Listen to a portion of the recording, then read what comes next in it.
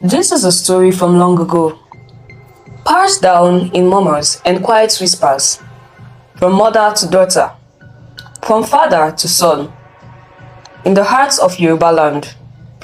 A tale about a creature that walks among us, laughs, eats, and trades with us, but drinks blood when the moon is ripe.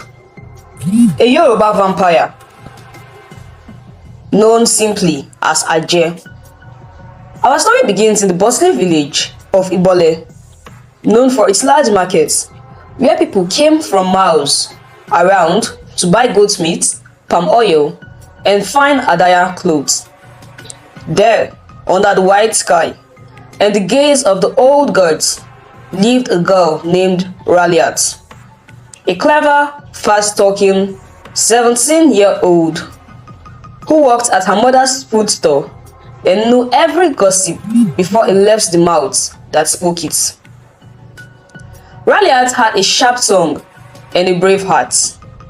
She didn't believe in old stories, not the ones about shape-shifting witches, not the ones about talking trees, and definitely not the ones about Aje.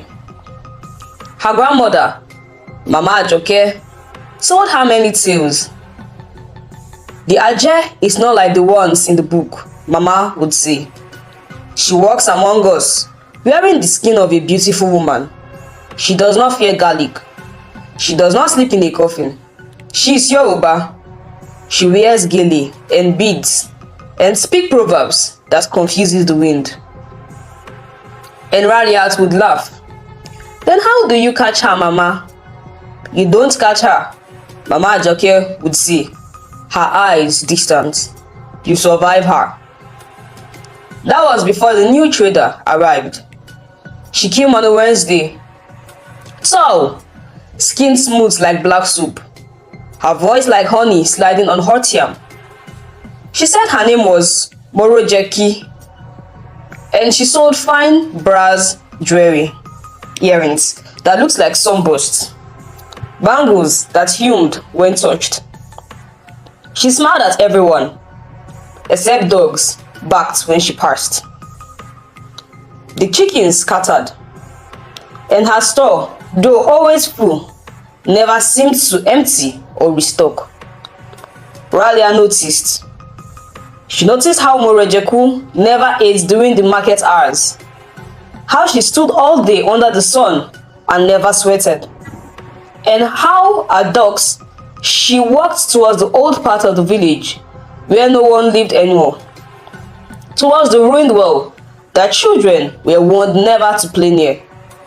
But the strangest thing was what happened after she arrived. A child disappeared. A small boy named Dayo, who used to help Ralia carry water.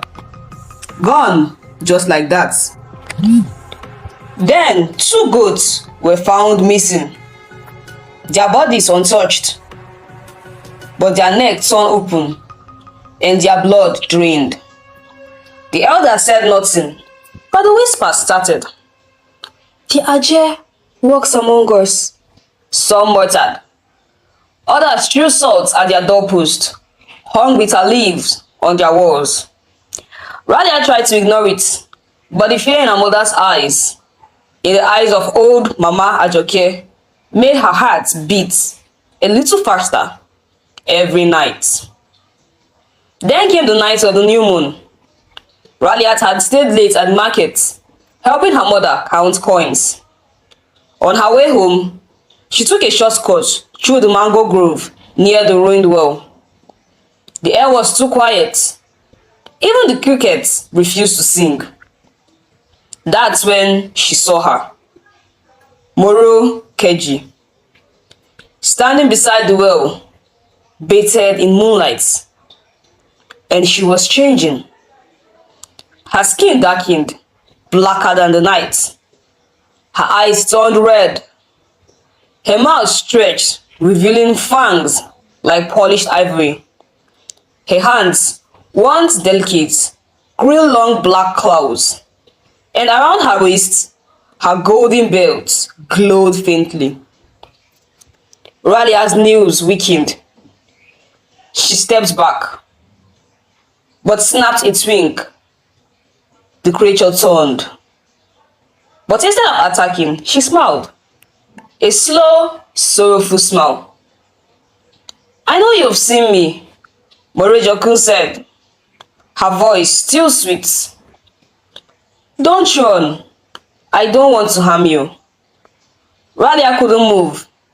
She felt her legs betray her. I was once like you, the creature said. But they buried me alive, calling me a witch. They cursed me. But the forest gave me power.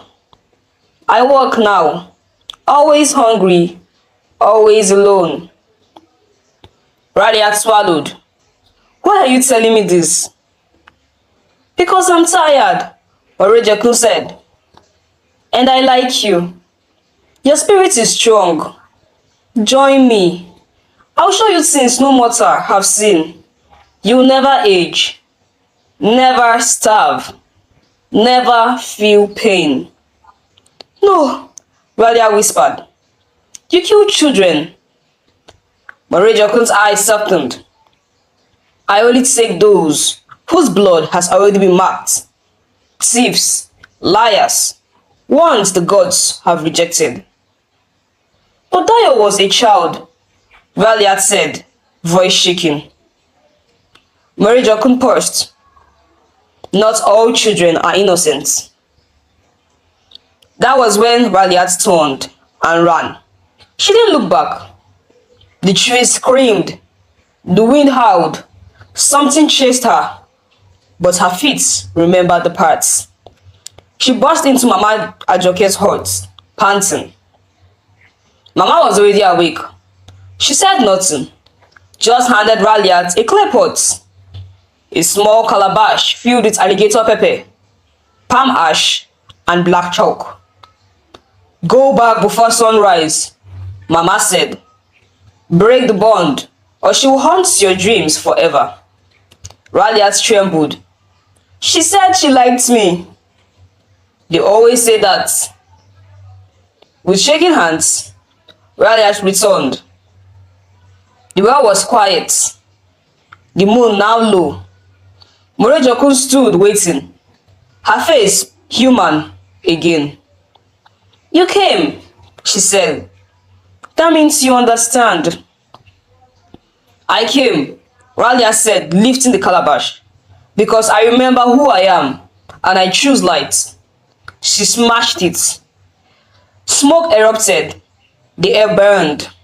The ashes hissed like boiling water. Morejokun screamed, not in anger, but grief. I only wanted not to be alone, she cried, and then vanished into mist. The wall cracked, the wind sighed, and dawn broke. The villagers were healed. No more disappearance, no more drained goats, no more red eyes watching from shadows. Raliat never saw Morejokun again, but she kept the broken calabash under her bed. And years later, when her own daughter asked if monsters were real, she said, they are, but not all monsters have claws. Some wear golden earrings and smile in broad daylight. So if you ever visit a Yoruba village and you see a beautiful woman selling brass earrings near an old well, don't linger too long. Don't stare her into her eyes. And if she smiles at you in that sad, knowing way, run. Because in every story, there is a warning. And in every warning, a truth. Thanks for watching. If you liked this too, share it. And always respect the whispers. I'll see you in the next.